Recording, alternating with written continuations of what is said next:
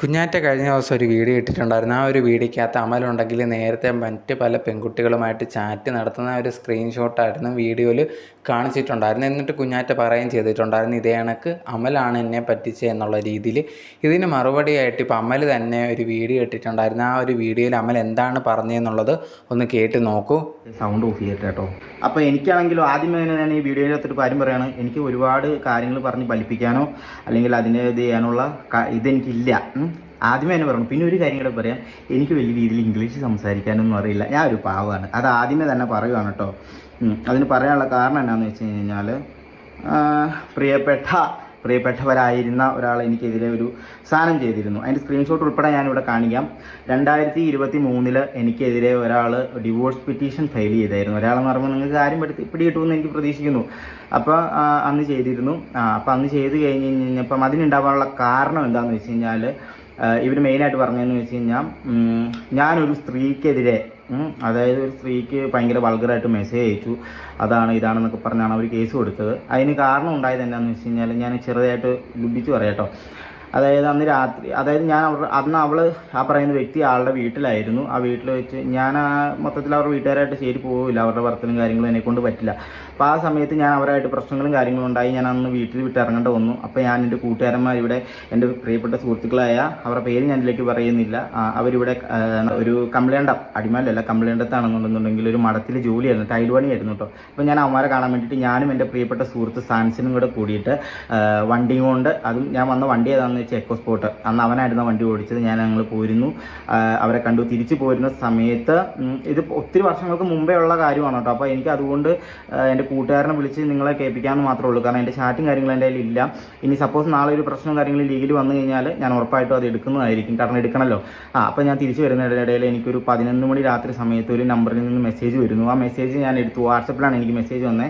Message ഞാൻ എടുത്ത് നോക്കി കഴിഞ്ഞപ്പോൾ എനിക്ക് അതിൻ്റെ അകത്ത് വന്ന് മെസ്സേജ് എന്ന് പറഞ്ഞാൽ, ഹായ് എന്നെ അറിയുമോ? അപ്പോൾ ഞാൻ അപ്പം നമ്മൾ നോർമലി ഒരാൾ അയച്ചല്ലേ. അപ്പോൾ ഞാൻ തിരിച്ചതിന് മറുപടി കൊടുത്തു, എനിക്കറിയില്ല ആരാന്ന് ചോദിച്ചു. അപ്പം എന്നെ മറന്നുപോയി, ഞാൻ ബാംഗ്ലൂർ അതായതാന്ന് പറഞ്ഞ് കുറേ കാര്യങ്ങൾ പറഞ്ഞു. ഞാൻ അതിലോട്ടൊന്നും പോകുന്നില്ല.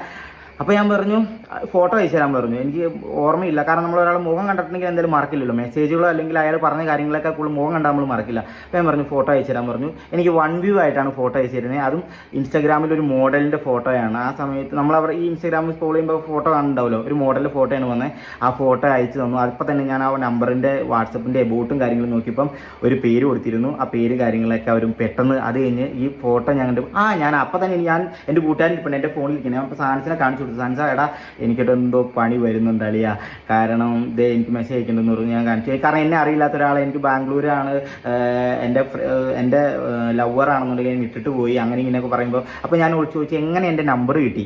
അപ്പോൾ ആ സമയത്ത് എൻ്റെ ആ ഒരു ആൾ, അതായത് ഞാൻ വിവാഹം GNM പഠിച്ചുകൊണ്ട് ജോലി ചെയ്യുന്ന സ്കൂളിൽ, ഹോസ്പിറ്റലിൽ അന്ന് എന്തോ വയ്യാണ്ട് വന്നു കഴിഞ്ഞപ്പോഴത്തേക്കും ഇങ്ങനെ 500 രൂപ ഞാൻ ഈ പറയുന്ന വ്യക്തിക്ക്, അതായത് ഈ ഫോട്ടോ കാണുന്ന വ്യക്തിക്ക്, അതായത് ആ അയച്ച ഫോട്ടോയിൽ കാണുന്ന വ്യക്തിക്ക് ഞാൻ 500 രൂപ കൊടുക്കാനുണ്ട്. അപ്പോൾ എൻ്റെ നമ്പർ പോയി. അപ്പോൾ ആ നമ്പർ തരാമോ എന്ന് ചോദിച്ചപ്പോൾ എൻ്റെ മുൻ ഭാര്യ എൻ്റെ ഫോൺ നമ്പർ കൊടുത്തു എന്നാണ് പറയുന്നത്. നിങ്ങൾക്കൊരു കാര്യം അറിയോ, നിങ്ങൾ കാണുന്ന റീലും കാര്യങ്ങളൊന്നും അല്ല സത്യം. ഞാൻ അനുഭവിച്ചുകൊണ്ടിരുന്ന പക്ഷേ എനിക്കൊരു പെൺകുട്ടിയുടെ മുഖത്ത് പോലും നോക്കാൻ പറ്റില്ലായിരുന്നു. ഒരു ദിവസം റോട്ടിൽ കൂടെ യാത്ര ചെയ്ത് വന്നു കഴിഞ്ഞപ്പോൾ ഒരു പെൺകൊച്ചിനെ കിടന്ന് കരയുക, ഒരു ചെറുക്കനകത്തുണ്ട്. ഞാൻ അവരെ നോക്കിയെന്നും പറഞ്ഞ് എൻ്റെ മുഖത്ത് കാർക്കിച്ച് തുപ്പിച്ച ആളാണ് ആൾ. ആ ആൾ എൻ്റെ നമ്പർ ആൾക്ക് കൊടുക്കും. അപ്പം തന്നെ എനിക്ക് പൊട്ടി. ഞാൻ അപ്പോൾ തന്നെ സാൻസിനോട് പറഞ്ഞു, സാൻസ ഇത് എനിക്കിട്ടുള്ള പണി. അവൻ പറഞ്ഞു നീ റെക്കോർഡ് ചെയ്ത് വെച്ചോളാൻ പറഞ്ഞു. ഞാൻ റെക്കോർഡ് ചെയ്ത് വെച്ചു. എൻ്റെ കയ്യിൽ ഉണ്ടായിരുന്നു കേട്ടോ ഇതെല്ലാം റെക്കോർഡും കാര്യങ്ങളൊക്കെ. അപ്പോൾ അങ്ങനെ ഇരുന്ന് ഇതിനുള്ളിൽ ഭയങ്കര വൾഗറായിട്ടാണ് സംസാരിക്കുന്നത്. അത് കഴിഞ്ഞ് സ്റ്റാർട്ട് മാറി ഞാൻ അങ്കമാലിയിൽ അമ്മയുടെ കൂടെ അയക്കണേ. അപ്പോൾ ഞാൻ പറഞ്ഞു ഒരു വോയിസ് അയക്കാൻ പറഞ്ഞു. കാരണം നമുക്ക് ഇത് നോക്കണമല്ലോ, കാരണം എൻ്റെ അടുത്ത് അത്ര മോശമായിട്ടാണ് സംസാരിക്കുന്നത്. അപ്പോൾ പിന്നെ നമ്മൾ വിട്ടുകൊടുക്കേണ്ട കാര്യമൊന്നുമില്ലല്ലോ, കാരണം ഞാനും കുഞ്ഞുകുട്ടിയൊന്നുമല്ല, ഞാൻ പാല് കുടിച്ചുകൊണ്ടിരിക്കുന്ന ആളൊന്നുമല്ല. അപ്പോൾ എൻ്റെ അടുത്ത് ഇങ്ങനെ ചോദിച്ചു. ഞാൻ പറഞ്ഞു ഓക്കെ ഫൈൻ, എനിക്ക് ഫോട്ടോ വോയിസ് അയക്കാൻ പറഞ്ഞു. വോയിസ് സംസാരിക്കണോ. അപ്പോൾ തന്നെ നമ്മൾ അത്രയും അടുത്ത് നിൽക്കുന്ന ആൾ, നമ്മൾ വർഷങ്ങളോളം ഇതുപോലെ കുനുകുനാന്ന് സംസാരിച്ചാണ്. ആ ആൾ എത്ര ഇരുന്ന് കുനുകുനാ സംസാരിച്ചാലും നമുക്കത് അറിയത്തില്ലേ. അപ്പോൾ തന്നെ എനിക്ക് മനസ്സിലാൻ പറഞ്ഞാടാ സാൻസ ഇത് അവളാണ് എനിക്കിട്ടുള്ള പണി വെച്ചിരുന്നതെന്ന് പറഞ്ഞു. പിന്നെ എവിടെ വരെ പോകുന്നത്, അത് കഴിഞ്ഞിട്ട് എൻ്റെ അടുത്ത് പറഞ്ഞ ആൾ ജോലി കഴിഞ്ഞ് നാളെ വരും. നാളെ വന്ന് കഴിയുമ്പോഴത്തേക്കും നമുക്ക് അതിന് മുമ്പ് ഞാൻ വരാം, ഉച്ച കഴിഞ്ഞിട്ടല്ലേ വരുവുള്ളൂ, ഞാൻ സ്കൂട്ടി കൊണ്ട് വരാം, എനിക്ക് ലൊക്കേഷൻ. അപ്പോൾ ഞാൻ പറഞ്ഞു ശരി നീ നിൻ്റെ ലൊക്കേഷൻ അയക്കാൻ പറഞ്ഞു. എൻ്റെ വീട് അങ്കമാലിയിലാണ്, ഞാനിപ്പോൾ ഉറങ്ങുക, ഞാൻ രാവിലെ വരെ എൻ്റെ ലൊക്കേഷൻ അയച്ചു കൊടുക്കാൻ പറഞ്ഞു. ശരി ഓക്കെ ഫൈൻ ഇതെല്ലാം പറഞ്ഞു. കുറച്ച് നേരം കഴിഞ്ഞ് ഈ ചാറ്റിൻ്റെ ഇത് ഇപ്പോൾ എനിക്കൊരു മെസ്സേജ് വന്നു. ഞാൻ ഞാൻ അങ്ങോട്ട് ചോദിച്ചു ഇത് നീ എനിക്കിട്ട് വെക്കണമല്ലേ എന്ന് ചോദിച്ചപ്പോൾ പറഞ്ഞു എനിക്കൊരു തെറി പറഞ്ഞ് എനിക്കും കൂടി മെസ്സേജ് അയച്ചു. നിങ്ങളൊന്ന് ചിന്തിച്ച് നോക്ക്, അത്രയും വൾഗറായിട്ട് അത്രയും മോശമായിട്ട് എൻ്റെ ആ ആൾ ഇങ്ങനെ സംസാരിക്കുമെന്ന് സ്വപ്നത്തിൽ പോലും ഞാൻ വിചാരിച്ചിരുന്നില്ല.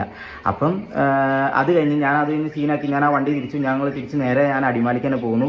ഞാൻ അടിമാലിയിൽ എൻ്റെ കൂട്ടുകാരൻ ഞാനും എൻ്റെ അമൽ എന്ന് പറഞ്ഞ എൻ്റെ കൂട്ടുകാരനോട് കൂടിയിട്ട് റൂം എടുത്തു. പിറ്റേ ദിവസം രാവിലെ വിളിച്ചു. എടുത്തില്ലേ മറ്റേ അഖിലിന്റെ അടുത്തല്ലേ കണ്ണാപ്പിഴ എടുത്തത്? മലയുടെ മേടില് അന്ന് റൂം എടുത്തത് സീൻ ഉണ്ടാവാൻ കാരണം എന്ന് വെച്ച് കഴിഞ്ഞാൽ അവളന്ന് രാത്രി ഓർക്കണ്ട, ഞാനന്ന് മറ്റേ ആൻ്റപ്പനും ഞങ്ങൾ സാൻസിന് ഞാനിവിടെ കൂടി അന്ന് മറ്റേ അവര് മടത്തി പണിതുകൊണ്ടിരുന്നപ്പോ വന്നേ ഓർക്കണ്ടോ? അന്ന് രാത്രി തിരിച്ചു പോയപ്പം അവള് വേറെ പെണ്ണാന്നും പറഞ്ഞ് എനിക്ക് ഫോട്ടോയും വീഡിയോ അയച്ചു. ആ ഫോട്ടോ വീഡിയോ അയച്ചു തന്നിട്ട് അതിന്റെ കേസും വെച്ചിട്ട് അവള് പിറ്റേ നീ ഓർക്കണം ഞാൻ പോലീസുകാർ തെറി പറഞ്ഞതും മറ്റേ വക്കീൽ വിളിച്ചു. അപ്പം അന്ന് ആ സീനിന് അവളാ കൊടുത്ത കേസ് നീ ഓർക്കണല്ലോ പോലീസുകാർ വിളിച്ചപ്പം ഞാനിത് പറഞ്ഞു പറയണല്ല, നീ കേട്ടാ? നീ മാത്രം അന്ന് എനിക്ക് സാക്ഷിയുള്ളൂ, കാരണം എന്റെ കൂട്ടുകാരനായിട്ട് നീ മാത്രമേ ഉണ്ടാവുള്ളൂ. നീ കേട്ടല്ലേ? അവളന്ന് എന്നെ കൊണ്ട് വേറൊരു പെണ്ണാന്നുള്ള രീതിയിൽ ചാറ്റ് ചെയ്ത് വളരെ വൾഗറായിട്ടുള്ള, ഞാൻ നിന്നെ സ്ക്രീൻഷോട്ട് എല്ലാം കാണിച്ചു തന്നായിരുന്നു. അതെല്ലാം കാണിച്ചു തന്നിട്ട് ഈ പറയണ അവളാണ് അത് അന്ന് ആ കേസ് കൊണ്ടുപോയി കൊടുത്തത്. എന്നിട്ട് ആ കേസ് നിലനിൽക്കില്ല. നീ ഓർക്കണ്ട, പോലീസുകാരെ വിളിച്ചിട്ട് ഞാൻ പറഞ്ഞ സാറേ അവള് 2023 എന്റെ പേര് കേസ് കൊടുത്തില്ലടാ. ആ കേസ് കൊടുത്ത് ഡിവോഴ്സിന് വേണ്ടി ഫയൽ ചെയ്തത് അവളിപ്പോ വലിയ നല്ല വിളി കളിക്കുന്നുണ്ട്. അവൾ അന്ന് അതായത് അവള് എന്റെ ഭാഗത്തുള്ള മിസ്റ്റേക്ക് കൊണ്ടാണ് അവൾ അങ്ങനെ കാണിച്ചത്. അവള് തരക്കാരുടെ ഫോട്ടോയും വെച്ച് എനിക്ക് ഭയങ്കര മോശമായിട്ടുള്ള രീതിയിൽ മെസ്സേജ് അയച്ചു കഴിഞ്ഞാൽ നീ ഒന്ന് ആലോചിച്ച് നോക്ക്. അല്ലേ? അല്ല അല്ല അവള് വലിയ റീലൊക്കെ ഇട്ടിട്ടുണ്ടാ മറ്റേ 2023 എനിക്ക് കോർട്ടിനെതിരെ അത് കൊടുത്തു ഇത് കൊടുത്തു എന്നും പറഞ്ഞേ. അല്ല പറയുന്നതിന് ഒരു അന്തസ് എന്ന് പറഞ്ഞ ഒരു വേണ്ടാ. അവളന്ന് രാത്രി വല്ലവരാന്ന് പറഞ്ഞു സംശയം ഉണ്ടായിക്കോട്ടെ അവൾക്ക് തന്നെ. അവൾ ആ മാതിരി മോശം വർത്താനം എന്റെ അടുത്ത് പറഞ്ഞു. എന്നിട്ട് അത് സ്ക്രീൻഷോട്ട് എടുത്ത് വെച്ച് കുഞ്ഞാറ്റ രാവിലെ വരുന്നതിന് മുമ്പ് ഞാൻ സ്കൂട്ടി കൊണ്ട് വരാം എന്നിട്ട് കാണാന്ന് പറഞ്ഞ് അത്ര കാണിച്ചിട്ട് അവള് കൊണ്ട് അതും വെച്ച് കേസ് കൊടുത്തിട്ട് എന്നെ പണ്ണാൻ നിൽക്കും. ഞാൻ വീട്ടിലുണ്ടാ. ഞാനപ്പോ അത് 2023 ആ കേസ് കൊടുത്തില്ലേ, അത് പറഞ്ഞ് ഇത് കൊടുത്തേക്കും. ഇങ്ങനെ ചാറ്റും കാര്യങ്ങളാണ്, ഞാൻ ഭയങ്കര മോശമാണ്, ഞാൻ ഡ്രഗ്സിന് അടിമയാണ്, അതാണ് ഇതാണെന്ന് പറഞ്ഞു. ഞാൻ വളരെ മോശമായിട്ട് തന്നെ ആട്ടോ പോലീസുകാരുടെ അടുത്ത് തിരിച്ച് ഞാൻ തിരിച്ച് സംസാരിച്ച് കഴിഞ്ഞപ്പം അവരിങ്ങനെ ഒരു കാര്യം പറഞ്ഞു, അമലെ എന്താ പറയുക നമുക്കിത് മ്യൂച്വലായിട്ട് പോകാമെന്ന് പറഞ്ഞു. ഞാൻ പറഞ്ഞു മ്യൂച്വലായിട്ട് തന്നെ പോയിക്കാം, പക്ഷെ കാണിച്ചേക്കുന്ന തെണ്ടിത്തരമുണ്ട്. ഒരു സ്ത്രീയുടെ ഫോട്ടോ എനിക്ക് അയച്ചു തന്നു, മറ്റൊരു സ്ത്രീയുടെ ഫോട്ടോ എനിക്ക് അയച്ചു തന്നു എൻ്റെ അടുത്ത് കാണിച്ചിട്ടുണ്ടെങ്കിൽ ഞാൻ ഉറപ്പായിട്ട് ഇതിന് കേസ് പോകുമെന്ന് പറഞ്ഞു. അങ്ങോട്ട് പറഞ്ഞു. ലാസ്റ്റ് ഇത് അവളുടെ സ്കൂളിൽ GNM പഠിപ്പിക്കുന്ന അവിടുത്തെ ഹെഡ് മാസ്റ്റർ പ്രിൻസിപ്പാൾ അവരെന്നെ വിളിച്ച് സംസാരിച്ച് ഞങ്ങളൊരു കൗൺസിലിങ്ങിന് പോയി. അതെല്ലാം പറഞ്ഞ് ഞങ്ങൾ തീർത്ത കേസാണ്. അതിൻ്റെ ഇതിന് മാത്രമാണ് ഈ 2023 എനിക്കെതിരെ പോയ ഡിവോഴ്സ്. ഓക്കെ, അത് കഴിഞ്ഞ് 2025 ലാസ്റ്റ് വരെ ഞങ്ങൾ ജീവിച്ചു. നിങ്ങൾ ഓർക്കണം, കൂടും കുടുക്കിയായിട്ട് ഇറങ്ങി പോകുന്നത് എന്നുള്ളത് വളരെ വ്യക്തമായിട്ട് ഞാൻ പറഞ്ഞുതരാം.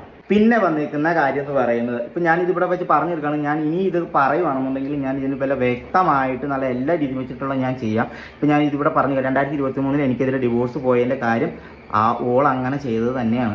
അല്ല എന്ന് ഇവർ പറയട്ടെ, അതായത് എനിക്ക് അങ്ങനെ മെസ്സേജ് അയച്ചിട്ടില്ല, വാട്സപ്പിൽ നിന്ന് ഒരു അക്കൗണ്ട് ഉണ്ടാക്കി, അത് അവളുടെ അനിയൻ യൂസ് ചെയ്തുകൊണ്ടിരുന്ന നമ്പർ. ആ സമയത്ത് അവൻ എയർടെല്ലിൽ വർക്ക് ചെയ്തുകൊണ്ടിരിക്കുകയാണ്. അവിടുന്ന് സിം എടുത്തിട്ട് ഫ്രീ സിം എടുത്ത് ആ സിം ആക്റ്റീവ് ആക്കി ആ സിമ്മിൻ്റെ പേര് മാറ്റിയിട്ടാണ് എനിക്കിട്ടുണ്ടാക്കണേ. അത് നിങ്ങൾ ആദ്യം ചിന്തിക്കണം. ഓക്കെ, അല്ല എന്ന് പറയട്ടെ, ഇങ്ങനെ ചെയ്തിട്ടില്ല, ഇത് ചെയ്തിട്ടില്ല എന്ന് ഇവള് പറയട്ടെ. പിന്നെ ഒരു കാര്യം ഞാൻ പറയാം,